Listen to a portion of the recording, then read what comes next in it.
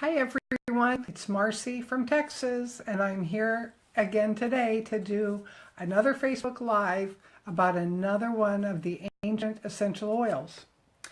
Today I'm going to be talking about cinnamon, but while I wait for Facebook to try to build an audience for me, I'm going to go ahead and read the disclaimer that I have to read every time I do a video about an essential oil. Any information presented is not meant to diagnose, prescribe, cure, or prevent any illness or disease. Neither are the products mentioned meant to do the same.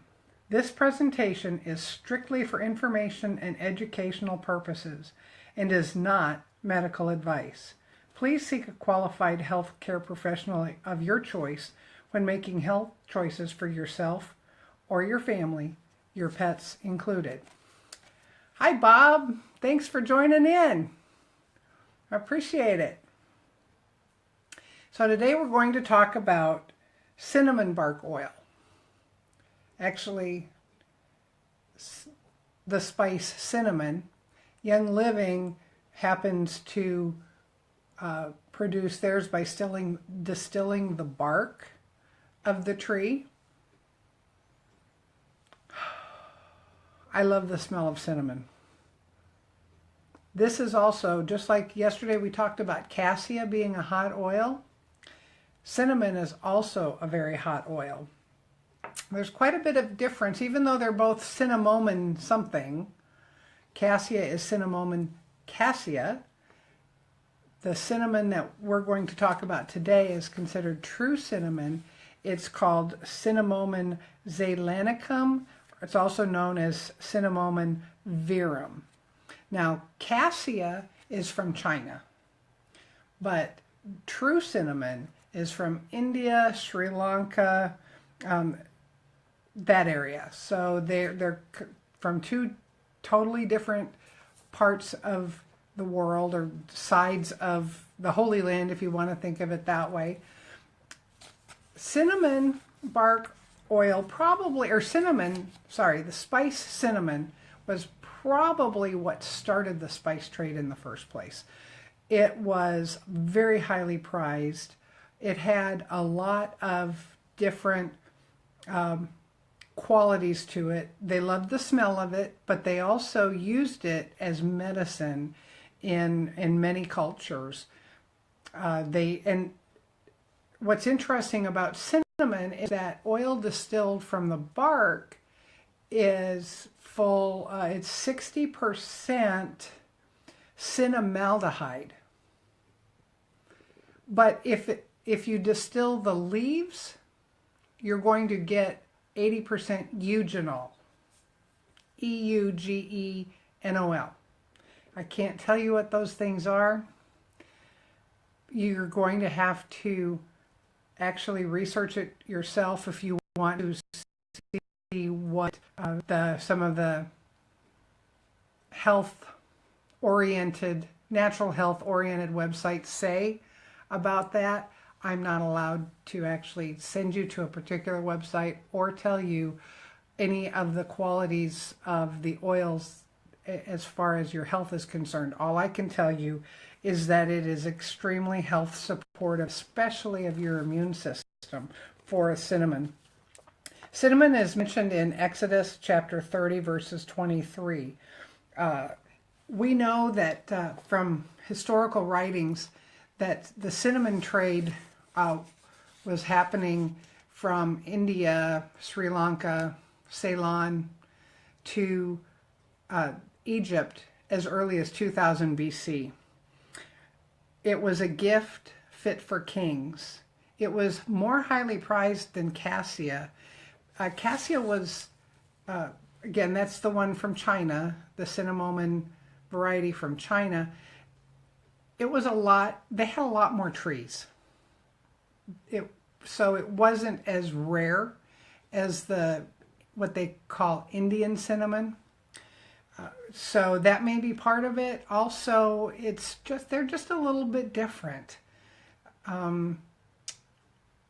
They're both able to be harvested without actually killing the trees. They strip the top layer of the bark off and they cut out sections, and as they cut sections, the layers curl up. Kind of, if you've seen cinnamon sticks that you use for cooking, that's exactly kind of how it comes off the tree. They just cut them into smaller pieces.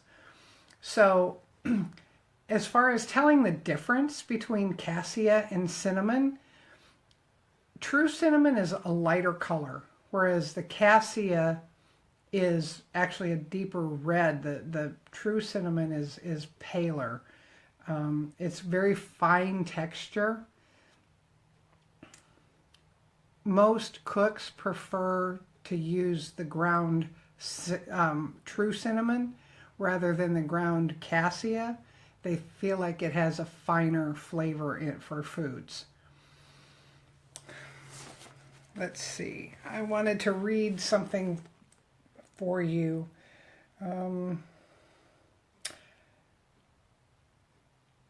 Cinnamon was thought to be part of the Marseille vinegar or Four Thieves vinegar. If you're around me very much at all, you hear me tout the Thieves essential oil blend by Young Living. Cinnamon bark oil is one of the oils in there. And all I can tell you is that historically, in the 15th century plague in Europe, there were thieves from a family of apothecaries and apothecaries were people who took herbs and things and made medicine for people out of it. Anyway, this family of apothecaries, there was a group of men from this family who, they were opportunists. No other way to put it. During the plague, people would put the bodies of family members who had died out in the street to be picked up. The government, somebody came through every day with a cart and picked up the dead bodies and buried them in a grave, in a common grave, to try to stop the plague. Well, these men would go and they would search the bodies for anything of value. They would basically, they were robbing the bodies, robbing the dead. And when they were finally caught, they actually traded their secret for a lighter sentence.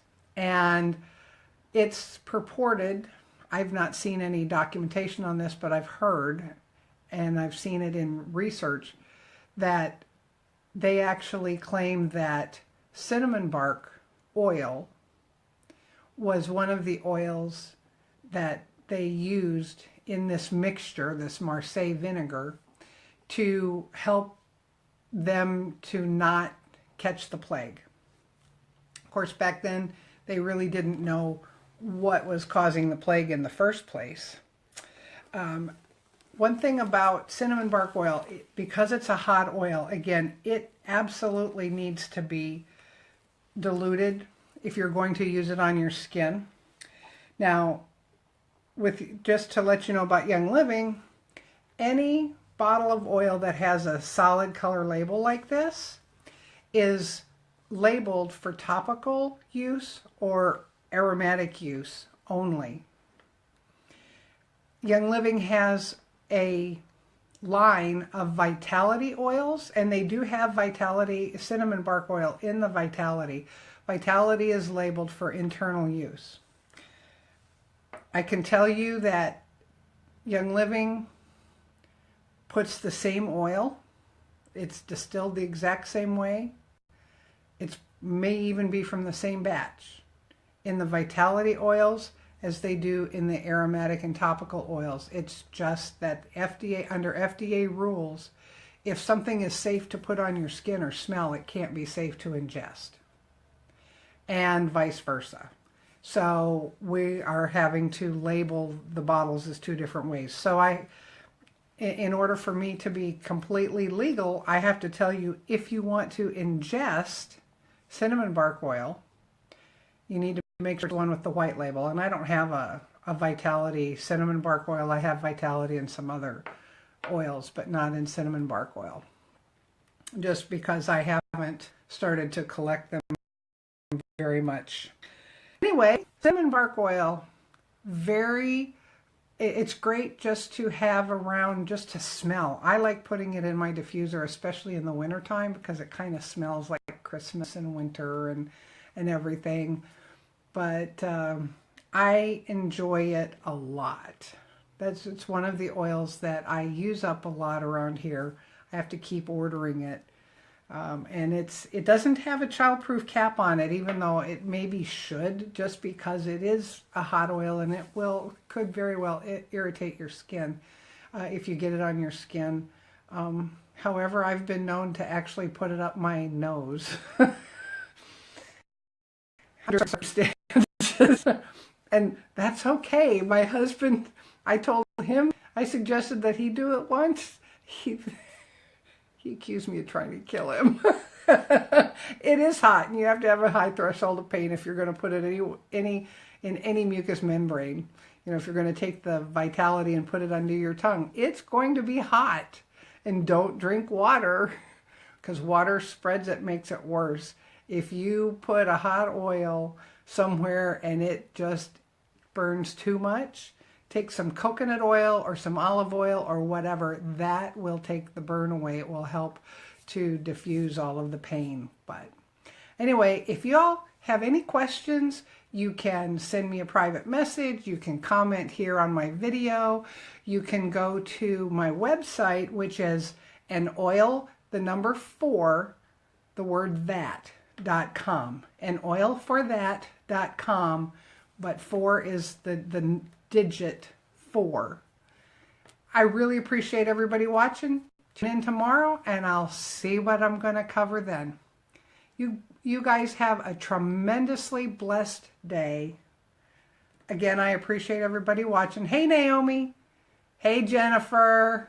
Joanne. Carrie.